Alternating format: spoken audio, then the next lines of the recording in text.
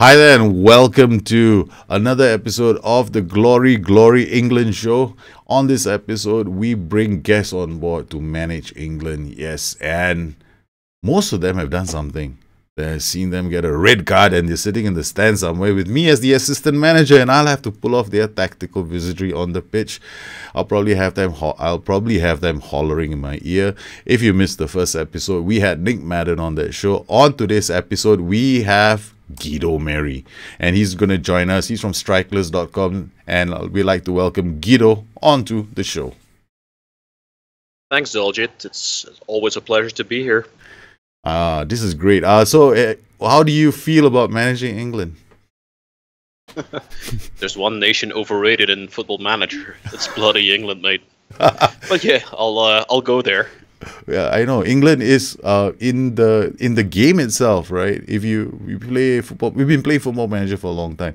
You have noticed that clubs in England seem to do so well in the Champions League, and the players in England seem to turn into demigods after a while. And England actually wins World Cups. I mean, that's not gonna happen anywhere in real life. That's so true. I mean, okay, they did just win the was it the under 17 World Cup or the under? I don't think it was the under 21, but they just won some youth tournament. Yeah. But same. If these players are never getting a chance in first team in the Premier League, I mean, the national team's not really going to improve, is it? Yeah, I totally agree. I think we've seen talents come through the ranks in England's youth setup, but they have so many foreigners playing in England right now that some of the youngsters don't even get a chance to actually get better. I'm hoping that some of these new youngsters they get a run out and they get into the first team. I'm looking really closely at teams like Spurs because they've got a good youth team there, and I'm always waiting to see who Spurs puts out. But so far, I'm not seeing very much. Spurs and Saints seem to be the only exceptions to the rule in the Premier League anyway. I mean, look at Chelsea, Solanke and Baker. They were touted as big talents. I've seen them play in the Dutch league for Vitesse. I'd say they could hold their own in the Premier League, but you need to give them confidence and a run of games to get their feet, to get going. That's not going to happen. Yeah, sadly. Exactly, and I'm a Liverpool fan. Solanke has gone to Liverpool, and I'm thinking to myself, okay, I'm excited to see him play, but I'm like hoping that just because the one thing going for him is that Liverpool don't have a lot of strikers. I mean, if you're looking at Sturridge, then you look at Firmino.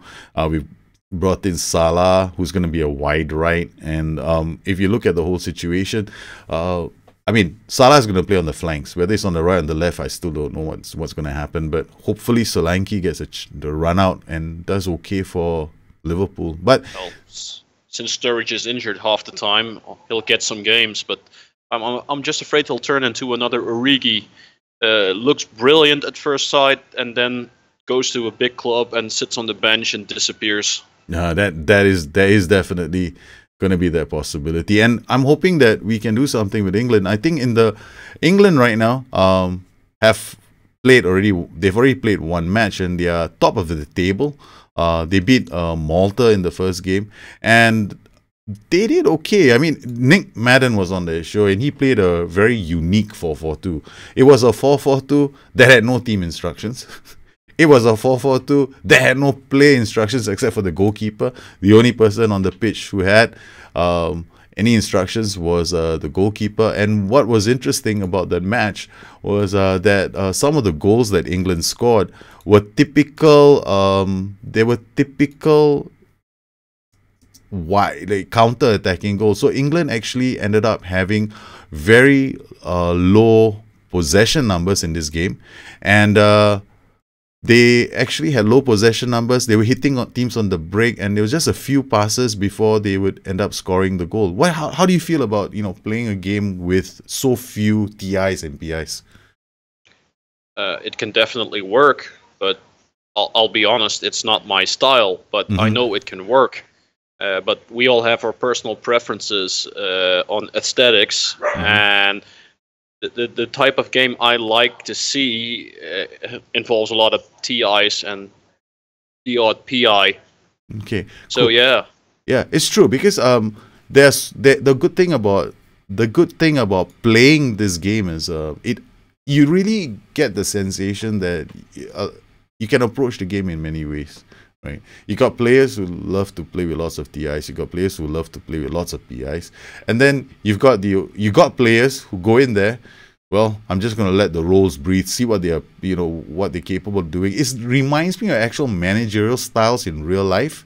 You've got managers like Jose Mourinho, okay? He gives players really specific instructions of what they're supposed to do. And then you've got managers like probably Redknapp who just let the players go out and do their thing in a wider tactical setting. Do you feel the same way? yeah, it's definitely true, and there's not one specific path to success. It can all work. Just well, the game doesn't shoehorn you into a specific mindset. It allows you the freedom to find your own way. Maybe you're the kind of manager who just buys big names, sticks them out there on the pitch, and just lets them run. Or maybe you're the manager who likes to micromanage everything and maybe doesn't go for the big names but brings in the youth players and develops them and accepts some poor performances at times and tries to compensate with tactics for those poor player performances. There's more than one way to. That's a Dutch expression. There's more than one way to reach Rome. Mm-hmm. There's more than one way to have success in this game, and that's what's so lovely about it. And I try to switch up my game every now and then and look at new styles and new avenues to play down because I don't want to get bogged down in one specific setting. That is so true because I feel the same way. I like to try different things out in games. I will try and replicate tactics. And this gives us a great chance to look at your system. You're the manager. You're going to be leading England out from the stands. I'll have to be on the pitch. So you'll have to run this tactic through me. I notice we're playing on an overload mentality with a very fluid team shape. We're playing Lithuania at home. Cool. Come on. Hey, look, I'm all for it. You're the manager. You want to hammer the living daylights out of Lithuania. I'm all for it. We're going to see lots of goals. How many goals do you think we're going to see in this game? I'm hoping for at least 3 to 4 goals. I mean, the goal difference is important.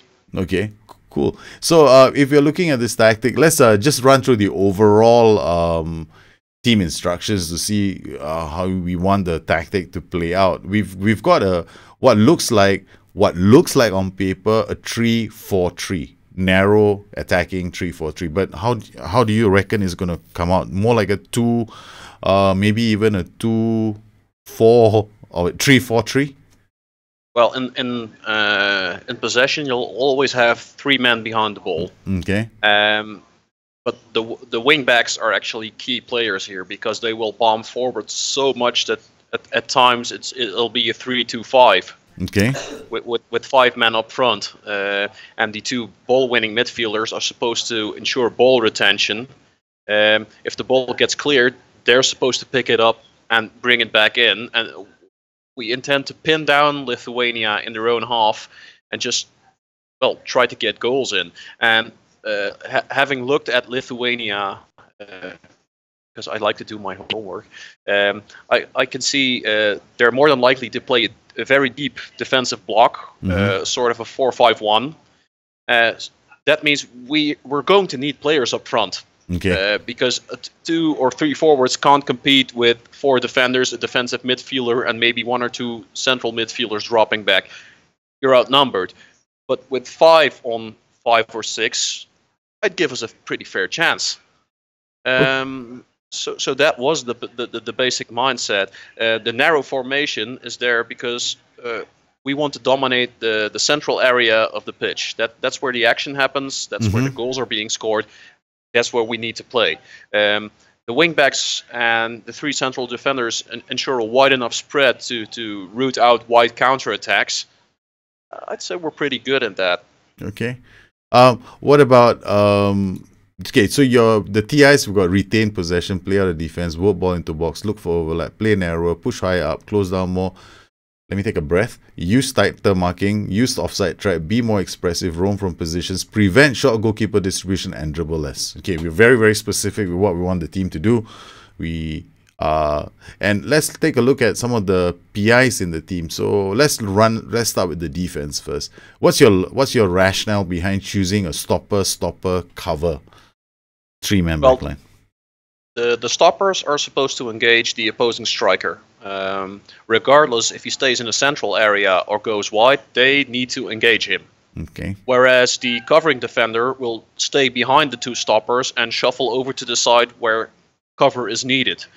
Because we're only playing probably one opposing forward, that should work. And should opposing wide players come through, the stopper will engage them again with the middle defender on cover, providing cover should he get past him, and the other stopper can still pick up the more central threat. And the ball-winning midfielders by default will drop back to help out defensively if needed. Cool. All right, now let's talk about the two boys on the flanks, the two wing backs. How do you want them to play with all these PIs on this? He's got quite a few PIs. I recognize these PIs. You use this in your Strikerless Wolfpack system exactly. as well. Yeah. I did use it in my Wolfpack system, and they're pretty much going to play in the same way. You will notice that the ball-winning midfielders are not prone to venturing inside the opposing penalty area. And I basically want the wingbacks to pop up near the second post as well if they get a chance. If the cross does come in, let them go in near the second post. Let them get inside the penalty area and offer an additional attacking outlet. If they cut inside, it also gives the shadow striker, the advanced playmaker, or one of the forwards an extra passing outlet. Just pass it to someone cutting inside the area, who reaches the back line and flicks it back for someone else to head home, shoot home, volley home, whatever. Just score the fucking goal. Okay, sorry. That's all right. Excessive swearing again. Nah, it's okay. Okay, so we have one the wing back on the right. I assume he's been told to not close down more because you got a ball-winning midfielder on defense in front of him. Exactly. That is the idea. He's not supposed to close down more and maintain his position slightly more because, well, he'd get in the way of the ball-winning midfielder. Just let him.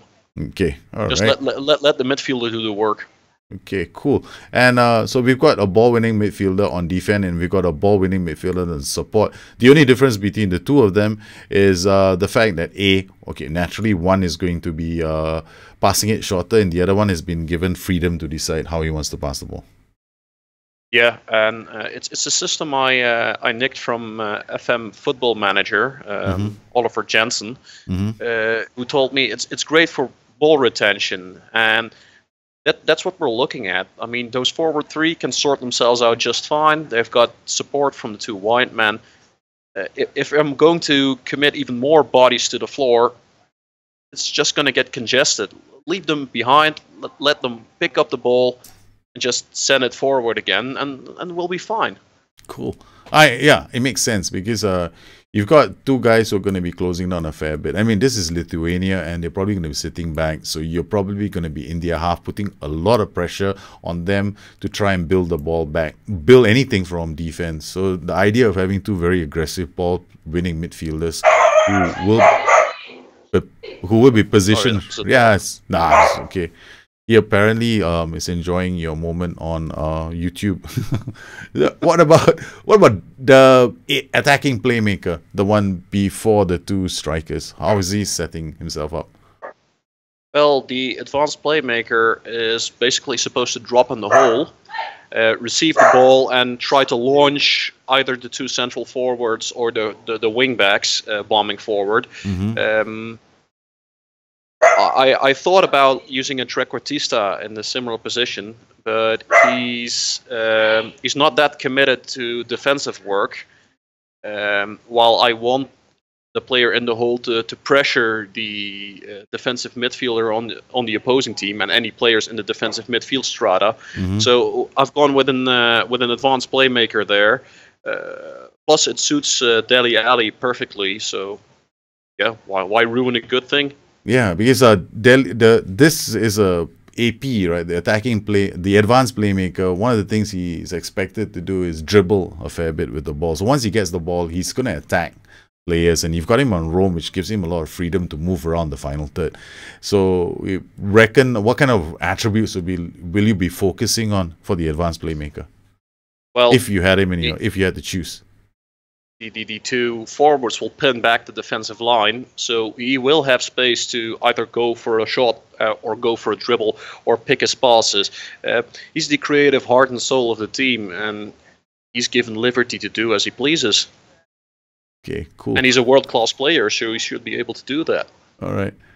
Now, the final two players up front, if you've got a center forward and attack, he's the only one that hasn't been given any more PIs. And we've got a poacher. So these two, you left them to do their own thing based on their roles. Yeah. I mean, the poacher can just, well, he's supposed to score the goals. This is Lithuania. He isn't supposed to get involved in the build-up play. He just needs to be there and tap the ball in. And with so many players trying to get the ball into the box, he's always going to find space, I hope. Okay. And the center forward? The creative forward, the complete forward, well, he's basically going to do the same thing. Try to get inside the box, try to get a goal in, but also keep an eye out for the players around him and see if he can launch them or send them away into space. All right, so let's go through the squad itself and see who you might be selecting to play this game. So, are you comfortable with the players on the pitch? Do you want to change anything around before the match? Well, I'd swap Dyer and Henderson around because I feel Dyer is better at getting involved in the deeper areas of the pitch, has a better pass than Henderson, and that's what FM tells us as well.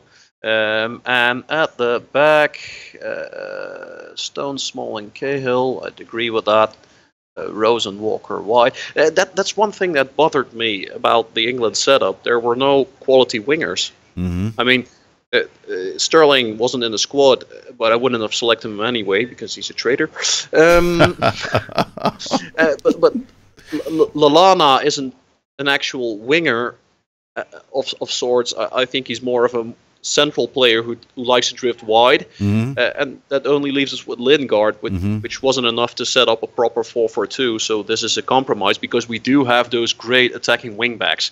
I mean, you've got Rose and you've got Shaw, and there's Walker and there's Klein. So those are great wingbacks to cover the entire flank. So I think it's a system, a setup that works well for England. Also, there were a lot of central defenders called up in this squad, so figured, why not use 3 of them anyway? Okay. Plus, we have several players who could play in the same position as Ali. I mean, it's easy to play Lallana there. It's easy to play Rooney there. Lingard could play there. If you call up Sterling, he can play there. If you want to, if Ward-Prowse is available, you can play him there. You could even drop Kane back to be a playmaker of sorts if you really need him to. So it offers us versatility, and it offers us a chance to bring out the best of this squad. Cool. I'm looking forward to the match as well. So we've got England set up in a 3-4-3, basically a 3-4-3 narrow against Lithuania. We're going to be playing overload, very fluid, with basically we're telling the team very specifically on what they're supposed to be doing. So can we look at the opposition instructions as well, mate? Oh, sure. The OIs. Okay, so what do we... I like my pressing traps. Okay, cool. So this, do you want to set the pressing traps when we get into the game, or do you want to set them now? No, I like to set them now in advance, so that means in game, no need to tweak. I actually did send you an image with the preferred pressing traps, but no biggie if we have to do them manually. Okay. For the goalkeeper, it's closing down always and hard tackling. Oh, sorry. Okay. All right. The goalkeeper. Yeah.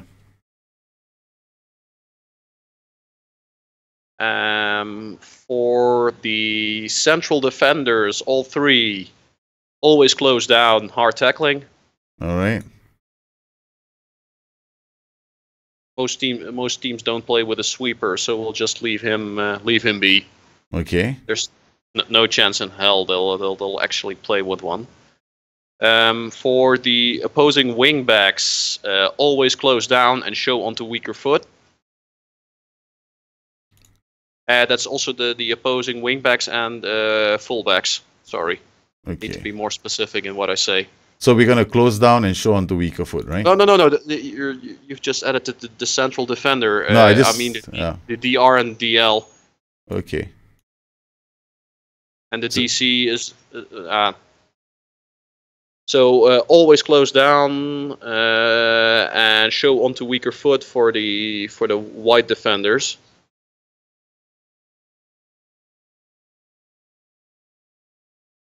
Sorry, I'm being very demanding. It's okay. You're the manager. I'm just the assistant manager. So you tell me what to do. I'm just going to do it. Okay. For the players in the defensive midfield stratum and the midfield stratum, so DM, DMCL, DMCR, MC, MCL, MCR, always close down, hard tackling. Because we want to pin them down in their own half. Okay. And since these are the players I expect to drop deep, we don't want to give them any time on the ball. Okay. What about MCL and MCR? Always and hard tackling as well. All right. Okay. For the wide midfielders, the MR, ML, and AMR, AML show onto weaker foot as well. We're not going to close down the AMR and AML players because that will draw players out of shape. And yeah, let's just say we don't want our back three drawn too wide because that makes us vulnerable. Show onto weaker foot. The opposing attacking midfielders, AMC, AMCL, AMCR, just hard tackling, nothing else. And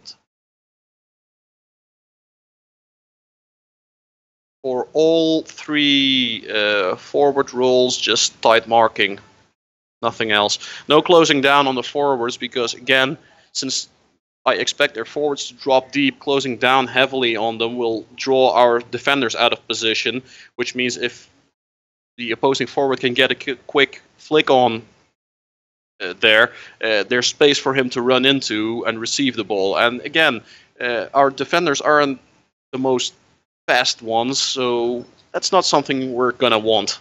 Okay. All right. So, do these these OIs look okay for you? Yeah. Okay, perfect. All right, so this sounds like a plan for England. The England squad has already been confirmed. Oh, you could have chosen the England. You could have taken players out of the England squad because it hasn't been confirmed yet. So England squad. Yeah, but let's just work with these guys. Okay, cool. All right, so this is exciting. So we've sorted our tactic out, we sorted our OIs out, we've decided who's going to be playing, and looks like we'll be back with the next episode where we are actually going to be kicking off the game against Lithuania. So any last words before we sign off, Guido? No, I'm confident we'll win. Okay, cool. All right, so I want to thank everybody for tuning in. Once again, I'd like to thank everybody for supporting the channel in one way or another. If you want to contact us, you can always look me up on Twitter at Busternet or addicted2fm.com. You can always find Guido Merry at Strikerless.com. So we all look forward to your comments in the next few days. So you guys take care, have a good one, and look out for the second episode of Glory Glory England with Guido Merry. I'll see you again soon. Bye-bye. Again, and then it should catch the thing. It wouldn't go away.